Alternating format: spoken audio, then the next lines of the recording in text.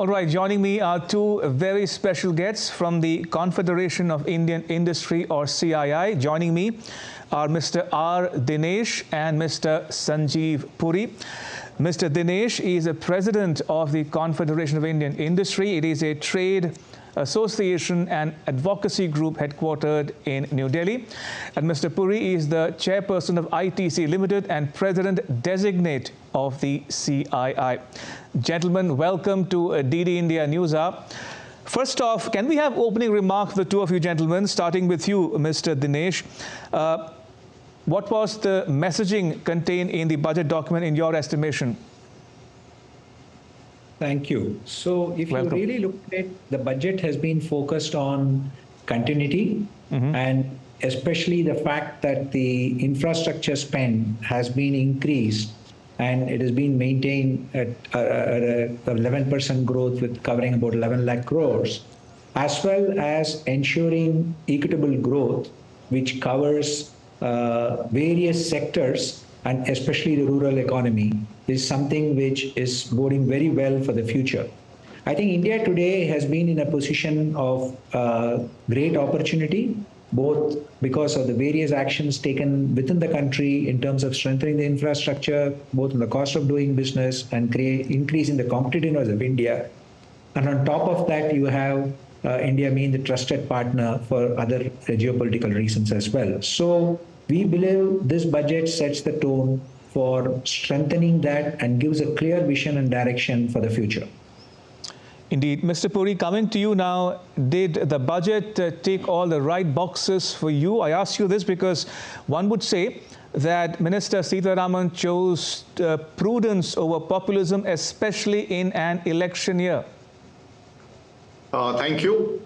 Well, I would say that it's a budget that reflects continuity of vision and strategy with a lot of focus on execution and also in articulating the next steps in our journey to Viksit Bharat. Right. It is a budget that I would say really inspires growth. It's building a competitive India and it's doing so in a fashion that is sustainable and inclusive. And I agree with some of the call-outs that my colleague Dinesh made. I would just like to add to it. I think, it's a budget that has looked at how the potential of all the sectors of the economy, agriculture, services, and manufacturing can be unlocked. There are many of very specific and important directions set there for strengthening competitiveness of each one of these sectors. And tourism in particular was the new area where there is a lot of thrust. So all in all, I think it's going to be a very, very impactful budget. I think there is a very important intervention of providing incentives for pursuing reform at the state level, because as you know, the next generation of reforms, and some those have been already put in place, require the execution at the last mile. And I think that's a good development. It's also tremendous to see the focus on research and development. Technology and R&D and IP can be strong foundation for the economy in future. So I think this whole idea of providing resources for that is also very welcome. So I would say, yes, it has ticked all the boxes. All right, Mr. Dinesh, Mr. Puri, I'll come back to you momentarily. If I may take a moment here to also welcome Mr. Chandrajit Banerjee, the Director General of the CII, for his opening remark as well. Mr. Banerjee, welcome to you. Your thoughts on the key takeaways from the budget document. What did you make of the theme and substance contained in that document as well? Thank you very much. And I think, the earlier two panelists, both Mr. Dinesh and Mr. Puri, alluded to some of the points. I'd really like to state this budget, interim budget, as one which is an inclusive budget. Okay. One we are seeing a far-reaching last mile connect. That's very, very important. Infrastructure development and investment are some of the key hallmarks of the budget. I like the focus on green power. I also really would like to laud the entire focus that we saw in the budget on the women and youth. I think these are very important areas, and women especially has been a center focus, if I can say, of the government, and seeing it being carried through in the budget is of great value. And of course, lastly, I just wanted to say the way it was defined, that besides delivering on high growth, the government's being equally focused on a more comprehensive GDP when it talked about governance, development, and performance. And I think that was very key, besides the fiscal prudence, the discipline, all of that, which was also talked about. All right, now that we have the opening remarks or comments in from all three of my guests, let me now dive into the specifics, the substantive portion of the budget and its implications going forward. Starting with you, Mr. Dinesh, more than 11.1% increase on capex. Timely, you think, with a focus on infrastructure and job creation? Yeah, so I think if you look at first, the reason why India has grown in the past 3 years has been this focus on the infrastructure and making sure the development is completely supported. This actually has made it possible for ease of doing business and also for the cost of doing business. So I think that's not just welcome, but it's absolutely continuing the trajectory of supporting the infrastructure. Let us also not forget, on top of this, we have the investment being made on through the PM Gati Shakti scheme on the railway connectivity, which also will reduce logistics costs and make India further more competitive. So these two coming together are, I would call it, the perfect continuation of the focus on making India more competitive and more interesting for manufacturing as a base to be created. All right. Mr. Puri, coming to you now, you refer to the $12 billion corpus for R&D and innovation. Do you think that's a good initiative, propelling India into the big league of countries in the Indo-Pacific, Europe, and even North America? Absolutely. I think certainly the R&D component of as a percent of GDP certainly needs to go up for India to develop its own IP, its own value chains, to be at the cutting edge of technology. We've already started to take some very interesting initiatives on bringing semiconductors into India. Of course, it's the, it normally starts with the assembly stage, but then we have to move up the value chain also. We are creating a large ecosystem for electronics also. And in future, with our own IP and technology, we can actually be creating our own new, fresh value chains. And R&D and innovation is equally relevant for the agriculture sector, which faces the brunt of the climate emergency. There's a lot of work to be done as far as developing solutions that will make the sector even more resilient. There is some R&D that's already happened. There are some good practices already being disseminated by the government, but really to put it on a much more sounder foundation, much more robust foundation, because this extreme weather events will only multiply. I think innovation and R&D is vital to our future growth and development of the nation. Mr. Banerjee, do you want to weigh in on the same issue, the $12 billion corpus for R&D and innovation? Also, is India on course to bring down the fiscal deficit from 5.1 as projected in 2024 down to 4.5%, which is the target? So no, on the a crore of rupees, sure.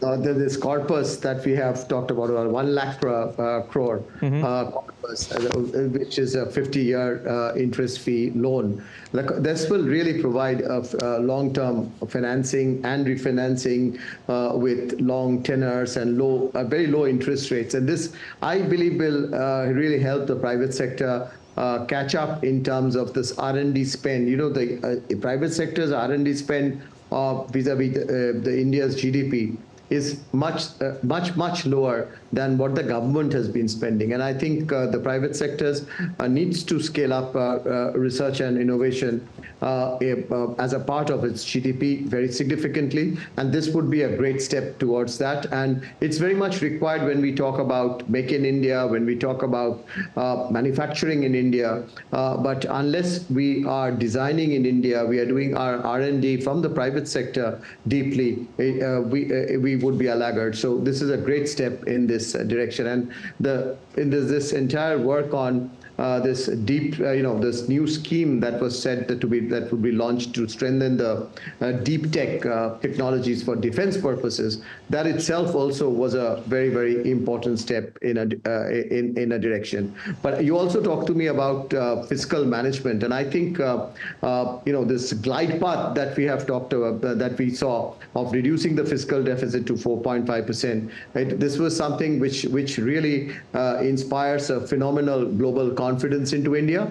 The investor confidence really becomes very strong, and the adherence to this strict fiscal management, I strongly believe, and CII has been saying, will improve our macroeconomic stability. It will reduce our debt burden. It will reduce our interest payment, improve our intergeneration equity, which is extremely important, and make money available for developmental expenditure. So I think capex to support states being continued is a very, very important signal too. So I think going forward, we can see that this is which will make it much more stronger for a private sector to participate much deeply into the economy. Mr. Dinesh, may I take that same question to you as well? How do you look at the fiscal discipline and management in terms of the fiscal deficit projection at 5.1%, and are we on course to reducing it going forward as well? Yes, undoubtedly so. In fact, if I look at what has happened in the rest of the world and compare India, I think this is a very big achievement. And we have to laud the finance minister, not just for maintaining this fiscal deficit, but making sure that the continued focus on investment in infrastructure, as well as the equitable growth focus, has not been lost. So that's one side of it. The second side of it is the cost of, if you look at India's sovereign rating and the ability to borrow, I think the government reducing its borrowings will give a lot of headroom available for corporates to be able to access debt at a very reasonable cost, which also makes it possible for further investment by the private sector players to enhance what the government is doing on the infrastructure side. So if I combine these two, I think India has got a very strong position to take advantage of whatever has happened in the past, and also get the cost of capital down and influence the growth from an approach perspective. Therefore, the focus on this fiscal discipline, even in the year of an election, consolidating the strength of India from an approach of, I would call it manufacturing and equitable growth, is to be complimented. Mr. Puri, I want to go back to something that you mentioned in your opening remarks or intervention there. You spoke about strategy in terms of continuity, inclusivity, innovation. In that context, the minister referred to in a document, in a speech on a strategy for 2047 that will foster growth, inclusive development, more productivity, more opportunities, and fulfill the aspirations of a young India. Your thoughts on the strategy in particular for 2047? So, I think the foundation for, a developed nation or Vikshit Bharat, the pillars are very clearly being articulated and being put in place. The focus of this budget, as also prior budgets, has been on investing behind productive capacity, on creating productive capacity, of empowering every constituent of the economy. So we have the physical and digital infrastructure that makes the economy competitive, opens up new avenues. We have the focus on the agri sector, a very important sector because a lot of livelihood is emanating from The agri sector, it's also a sector that can reduce our import dependence, a sector that's important for food security, and enormous potential also over time to also be a powerhouse of exports. There is equally a focus on services. India is, well known globally as far as the IT services, technology-led services is concerned. Now we're seeing another element adding to that, which is tourism. And India has enormous potential in tourism, whether it's spiritual tourism or adventure-related or beach tourism, heritage tourism. Even India has a lot of diversity in culture and cuisine that itself can be showcased for tourism. So really it is touched on all the key elements of the economy and the building blocks to make them competitive. There's a lot of focus on skilling, on education. There are many educational institutions that have come in. There is a focus on healthcare. So it's a holistic budget that is kind of putting in place all the pillars and strengthening them to move towards a developed nation. There is this piece that we earlier spoke about, the focus on R&D innovation. There is focus on the next set of reforms which will involve the states to a greater degree. I think these are all really the elements that are being put together for a competitive India, for a growth-oriented budget, but growth that is green and inclusive. Mr. Banerjee, along with her strategy for 2047, the minister also referred to what she called next-gen reforms in the context of Prime Minister Modi's emphasis on reform, perform and transform. In that context, she also spoke about how she and the government would want to focus on forging a consensus with all stakeholders concerned. What should one make of it? Are you sanguine or confident that bolder reforms are on the anvil? I would, yes, imagine so, because, when we talk about Viksit Bharat, we need stronger reforms carried through. Which this government has done. Lots have happened, when we have already spoken at your session today. But there is a lot more to be done, and at a great speed. So number one, if you really look at what the foundations of the budget has laid down, one area which was talking about a net zero or 2070, we are looking at a much green India's leadership. The leadership that India has taken from the global south on sustainability is a big story today, and it's very important story today, and I see that being taken forward. And there is, of course, which leads to a lot of consultation, which you mentioned, a lot of discussions across ministries, across state governments, which would be very important as we go along for a greener path. There is a lot of reforms that also needs to be done at the state level. If you see, when we have seen states participating, we need the agri reforms to take place. We need the labor reforms to take place. There are so many reforms which really lie also at the state level. So I think this is something where we would like to see a lot of consensus developing in terms of the next level, next generation of reforms, which will take India ahead and take it very strongly. The other point which I also really wanted to mention, there will be a lot of challenges which are coming in. These are challenges not peculiar to India. When we talk about, say, areas like artificial intelligence, so to say, so we would there also require a lot more consensus across sectors, across different ministries, and there also we probably require national AI policy, etc., to come up. We would need to see a strong and collaboration also between the private sector, the industry, and the government when we talk about geoeconomics, and really look at how we can be secure economically and watch the space of geoeconomics development. So all of this will require, and I see this interim budgets setting a stage for us to go for those areas in the near future. You talked about taxes, and I'll end with that. Say, for instance, in GST, what a phenomenal reforms we have seen, not just GST, but the tax reforms, the ease of taxation. So people really want more simplification rather than now duties coming down. That's been done. So we need more. So simplification is one huge feedback that we are receiving from companies and individuals of something which has been done so very well. So in GST, we would like to see our convergence to those three rates. So those are the levels of reforms that India will look forward to.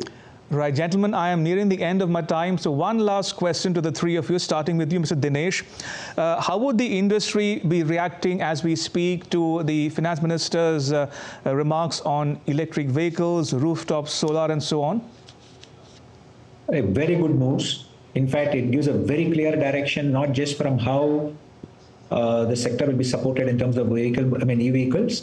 But equally important is the involvement of the creation of the charging infrastructure and bringing in the vendors to support it, and the payment securitization for e-buses, because that's been an ask of industry over a period of time. On the renewable energy, I think, as we all know, if you are going to get really green, it has to be with the significant thrust which this government has given, and in fact, we have exceeded our requirements to be met already. So this is now reaching out to the common man, if I can say so, by getting the solar rooftops being done across, and also supporting them by giving the benefit to them on free electricity. So these are all, I would call it, not just path-breaking initiatives, but they lay the ground for the future of India and the future of a sustainable growth for all of us. Mr. Puri, since you were the one who particularly referred to the potential of tourism in the context of Minister's remarks on spiritual tourism and Lakshadweep in particular, may I ask you for your last thoughts on how the industry could best tap into the opportunities that this presents itself for them going forward? You know, to develop tourism, the Honorable Finance Minister has clearly articulated the path, which involves some, providing some resources to the states to develop certain destinations. On one hand, I think the improved connectivity provides the access, but then we do need to develop a set of facilities, a set of interesting activities for tourists to come there. We need to develop, the hospitality assets for accommodation and for engaging, tourists there. It will give a lot of opportunity for investments in hotels, in other tourism assets. It will provide a lot of opportunity to micro and small enterprises, because the whole ecosystem of services will need to be put in place. And it is also a sector that has enormous economic multipliers. It's a very large multiplier on employment. I think Faith has also given out some data that as much as 50 million jobs could be created in this sector over a period of time. So it's a sector with immense amount of opportunity, and it's a sector where not only large corporates that may build hospitality or hotels, but also small, medium, micro enterprises will participate. It will also give a boost to the transportation industry, whether it's aviation or by road transport. So all in all, it will provide immense opportunity to many players of the economy, many business segments.